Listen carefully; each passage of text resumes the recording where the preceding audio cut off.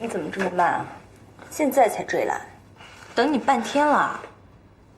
你不是约了其他人吗？你觉得呢，社长？原来你早就知道了。那什么都不要说。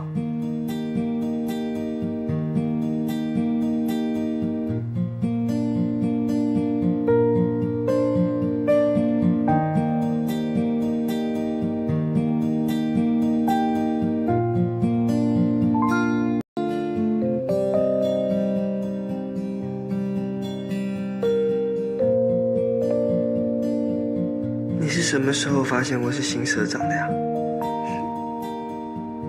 一会儿告诉你。对了，我先问你啊，你哪里来的钱买针锋上的呀？是不是跟姐姐要的？你说过我不准跟我姐拿钱的，所以我怎么可能跟我姐拿？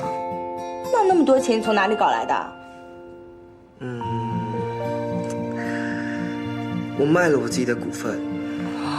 什么？我发誓，你相信我，你跟我说过的话，我是不敢违背的。算你老实。那你是从一开始就知道我是新社长的吗？当然啦，要不然你会以为我会为了股份轻易跟社长吃饭吗？可是你真的演得太像了嘛。谁让你骗我呢？其实你让我回针锋上上班的时候啊，我就有怀疑新社长是你。但是我问你又不承认，我又找不到证据。于是呢，我就提了一个过分的要求，要求20%的股份。你居然傻到想都没想就答应了，我就想一定是你。那时候其实我也犹豫了一下，但是后来想一想，你会提出这个要求，自然有你的道理嘛。而且我也怕，如果我拒绝你了，你会辞职啊。哎呦，怎么知道是你设的圈套啊？我真傻，真的。不过你真的够笨的哎，我都给你留线索了。哪有什么线索？想想房间号1219，是2月19号。哎，是我的生日。对呀，我都没想到。那一开始你一直介意你年纪比我大，一直不肯接受我，怎么突然就改变主意了？是不是被我的真情感动了？你为我做了那么多，而且总是顾及我的感受。像你这么好的男人，我怎么舍得放手啊？你让我找到了恋爱的感觉。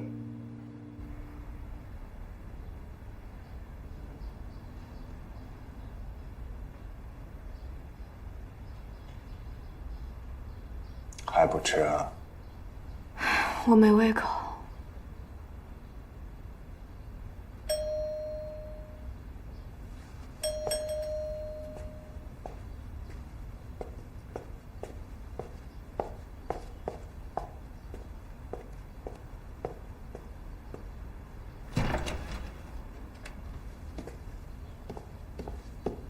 伊人怎么样了？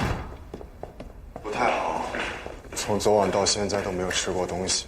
这怎么能行啊？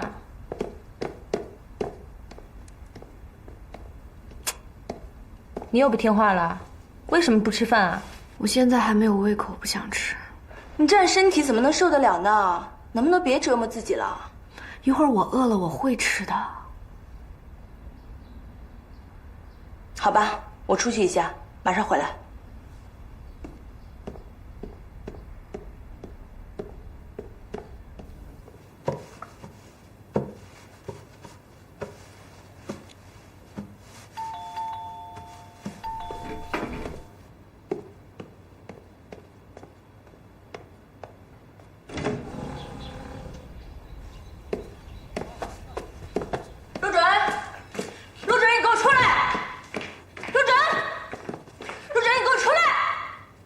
他不在，他不在啊，找你也行。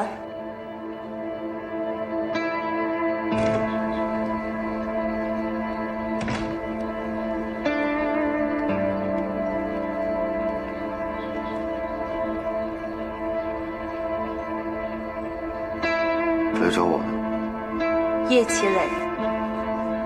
你知道沈燕有多痛苦吗？他已经告诉你了。对，按常理说，我真应该上来给你一巴掌。但是看在你在婚礼上的种种行为，还算你有点人性。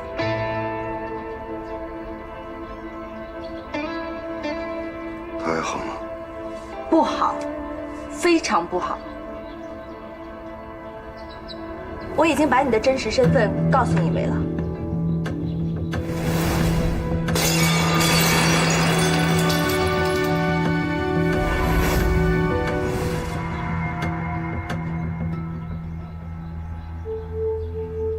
你不该告诉他的。为什么？她是你的未婚妻，她有权知道。既然你不好意思说，只有我帮你说了。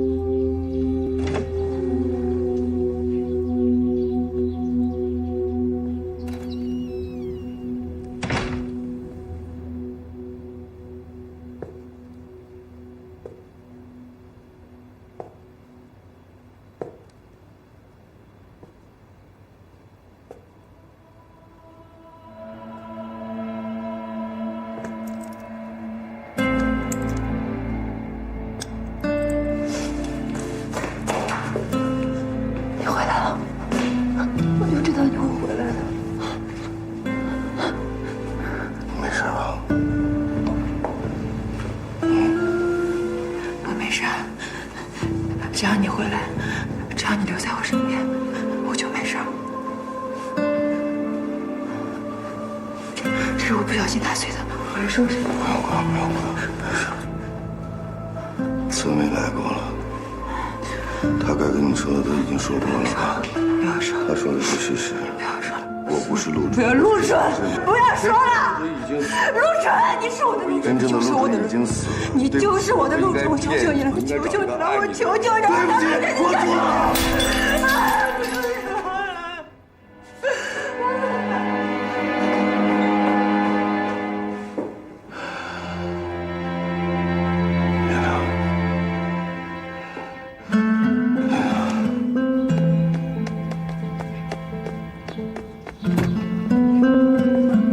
叶娜，叶。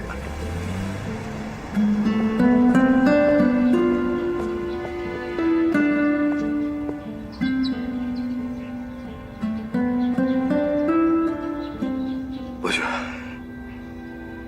叶娜全都知道了。他刚从家跑出去，你说他有没有可能去德和一个那儿？